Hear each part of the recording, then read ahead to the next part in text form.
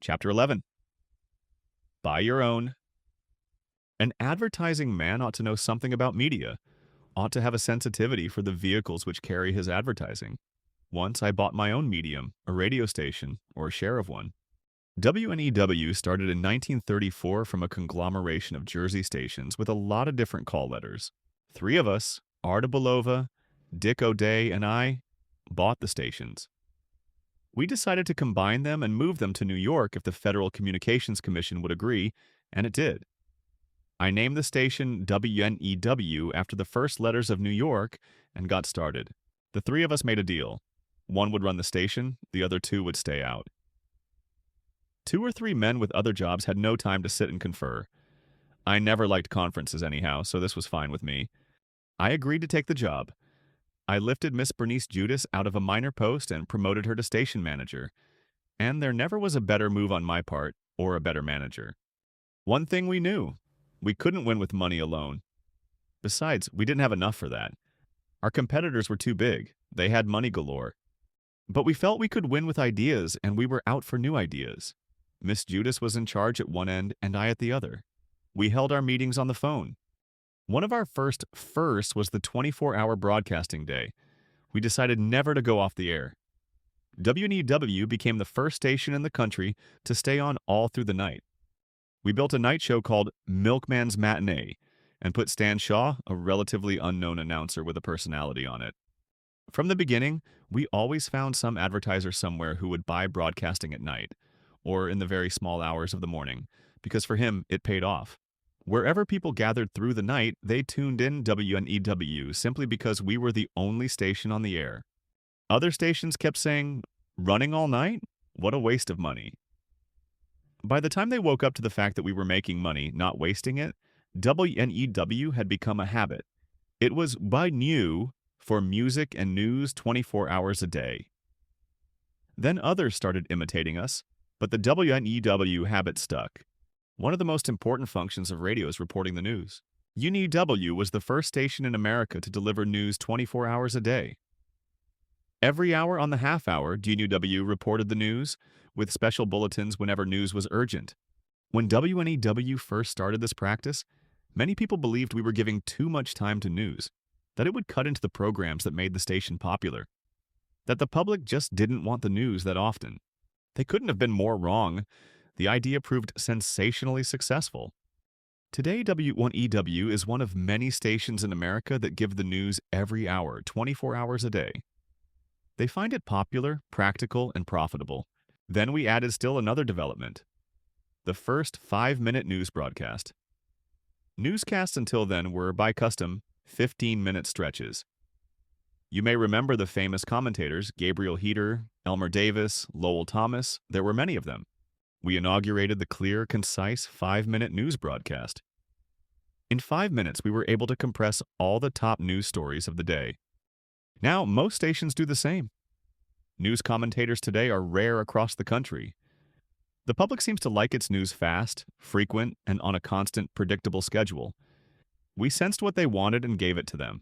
One of the most spectacular reporting jobs ever on radio was done by WNEW. When Bruno Hauptmann was being tried for the kidnapping of the Lindbergh baby from his crib in Hopewell, New Jersey. News of the trial was being blasted in the newspapers and on radio from coast to coast. Everyone wanted to hear every word of it, and they wanted to hear it as fast as it happened. To meet a situation as important to people as this, the major networks put their best men on the job. So did we. We had A.L. Alexander, a commentator who had already proved his ability to report such a tragic case without merchandising misery, an offense we were anxious to avoid. He did the job superbly. Bunny W. wanted to stick to its policy of do it best. Do it first. The best part was okay. We had already taken care of that, but how to be first? That was tough. The men could report the news no faster than they could reach their microphones. The closer their mics were to the courtroom, the sooner they'd be on the air. There was only one thing to do. We must get into the building where the trial was being held. Miss Judis sent 6 men over to study the problem thoroughly. They finally reported that we could put our microphone right in the courthouse itself. We could keep it in a cubbyhole in the corridor outside the courtroom, and use a long enough cord to bring it right up to the door. The networks needed much more room for all their engineers and equipment, so they had rented space a block away. This was an added advantage for us. We would be on the air before the others could even reach their microphones. It was as simple as that. We thought of it, and the networks didn't. So we beat them by a mile. People found out fast, and WNEW got the listeners. Of course we had sports ideas. We even had a sports commentator. Everybody had one. But one time we were really stopped. The heavyweight championship fight between Max Baer and Primo Carnera was to be held at the Long Island City Bowl, a large outdoor arena in Queens. NBC had paid big money, far more than we could think of paying, for exclusive broadcast nights. But exclusive or no exclusive, we wanted that fight, blow by blow, as fast as NBC. We sent a man to look over the arena. How could we get in on this? We considered all the buildings nearby. Then we saw an apartment, though fairly far away, where we might put a microphone. Would the announcer be able to see? Of course, with binoculars. But who owned the apartment? Would they let us in? Well, we paid $50 to the man who lived there. He was the happiest man in the neighborhood. Though it was hard to beat William Farron, our announcer, who moved in with microphone and binoculars, we were in business. Through it all, we dreaded that NBC would find out and stop us. But we managed to keep it secret. Then came the fight. We had it. Listen and enjoy it. Young, alive, alert WNEW broadcasting. NBC was furious. They had had an exclusive. What had happened?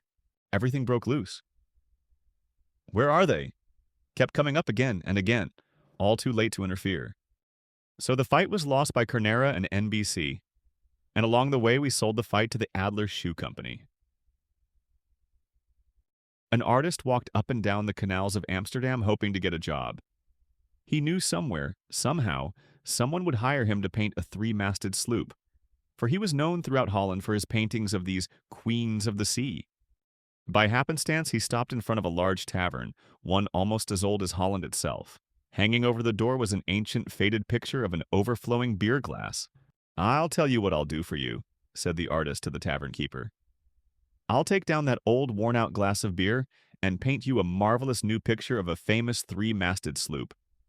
Your place will be distinctive, not like every other tavern in town." "No, you don't," replied the owner. "That glass of beer has been our trademark for years. You may repaint it, and I will pay you well, but no changing our trademark. Stick to that glass of beer." Our man was hurt. This was a knife thrust, a past master of three-masted sloops turned down by a tavern owner who didn't know a thing about art. But the next day he was tired and hungry and needed a place to sleep. He went back. "Tell you what I'll do," he said. "I'll repaint your sign. I'll paint you a glass with the beer running over." The owner smiled and the artist's stomach rumbled. "But I warn you beforehand," he said. "It may turn out to look like a three-masted sloop." That was like the band we had on WNEW. No matter what they played, it sounded like a three-masted sloop. All the big stations with networks to support them featured Guy Lombardo, Tommy Dorsey, and the like. We could not. One thing we did have that the networks would not use was records. We could play all the music they were playing if we just put records on the air. I discussed this with Miss Judis. I was sure that the public didn't care a whit whether they had records or the live band as long as they had their favorite music. If we used records, we could offer Guy Lombardo, Tommy Dorsey, Bing Crosby, anyone at all. We could give the public what they wanted. She agreed. As a matter of fact, there was no other way we could do it, and we started something. It is interesting that when we first put these records on the air, nearly all the artists tried to stop us from using them. It would hurt their income, they argued. If people could hear records free on the air, why should they buy them? That was their solemn conviction. It turned out that the records we played on the air actually sold far better in the record shops. Soon, the artists reversed themselves. Instead of trying to stop us, they were begging us to use their records. When we switched to records, we had one remaining problem. What would we do with our band? There were 12 people, and they had been working 4 out of 8 hours a day. We paid them $1,500 a week. We didn't need them, but the union made us employ them. They continued to come in and check the schedule to find out whether they were playing. And we continued to pay them, but for the most part, we kept them off the air. In their place, we could advertise the biggest names in music, and what's more, we could deliver them. No more three-masted sloop. We played the music the public wanted by the bands they wanted to hear. At which point, Arda Bulova stepped out of character. He tuned in one day and heard a piece of music he thought was impossible. Instead of leaving the matter alone, he called Miss Judis and said, "Take that stinking house orchestra off the air. It's awful." "Yes, sir," she said. Then she called me. "What were you playing?" I asked. "One of the biggest record hits of all time, Tommy Dorsey's Marie." Martin Block was an enigma. He came to me with holes in his shoes, and by the time he left was earning $200,000 a year and more in commissions on WNEW. He had told me that Bill Paley, then CBS president, had sent him to see me. He hadn't at all. Bill Paley tells me he never met him, but out of that ruse, Martin got the job. He remarried, took a house with 20 rooms, and lived in 4 of them. To Martin, it made no difference at all whether he made $1 or $200,000. He always seemed to owe money. He borrowed money, even from WNEW, because he always seemed to need it. Once we got him a man, an ex-banker, to straighten this thing out. Soon Martin came to Miss Judis jubilant. He had found a way to spend money without his banker knowing a thing about it. He was the best announcer in the business, although he never used a script. Martin sold merchandise. He went out in the market, from door to door and house to house, selling his wares to the public and to the dealer. He did this until he understood what they wanted. It became the background of his radio style. George Washington Hill, president of American Tobacco, called him the world's greatest salesman. One day he made a bet. Assuming that women would be driving from New Jersey to New York to shop, he bet that he could persuade some of them by radio to turn around, go back through the tunnel, and buy their dresses from his New Jersey sponsor. Damn it all, he did. The women told his sponsor, and his sponsor told us. When you think of WNEW, you think of Bernice Judis. She ran the station. It was her vocation and her avocation. She would call it my station more and more, although the reverse was true. The station almost consumed her. She had loudspeakers in her home tuned into WNEW. She would set her alarm so that she could hear a new commercial or a new announcer, even in the middle of the night. At 2, 3, or 4 in the morning, it was not unusual to hear her voice on the telephone. What happened? Who made that mistake? In the studio or in her home, she was always listening, and the whole staff knew it. Nobody could have run the station like Miss Judis. If she respected you, she would do just as you told her to do. Do it as though your idea were her own. She accepted it completely, believed in it as you did. But make no mistake, she was a person of great originality and daring. She would explore the most unlikely areas to find new ideas that would make the station outstanding. She was determined to make WNEW first among local stations in volume and income. She loved news so much that, to paraphrase the good old post office motto, neither snow jobs, nor rain, nor hot air, nor gloom of night could stay her from the swift completion of her appointed rounds. Tudie. Judis claims that she followed my advice. If he's a good man, give him hell, Tudie. Knock him down, but be sure to pick him up and brush him off. Don't release energy and create competition for yourself. Kill them first, and then let them go. My answer to her request to attend an annual meeting of the National Association of Broadcasters to perhaps learn a few things? That's what I'm afraid of. Stay stupid. You're doing great that way. Whether she did or not, I'm glad that radio followed her. Our first 24-hour operation, hourly newscasts, singing call letters, set the pattern for the country. As Tudie puts it, all the soap opera and recipe women disappeared. We sold WNEW at a good profit, but I must admit that it was much less profit than we would have made had we waited.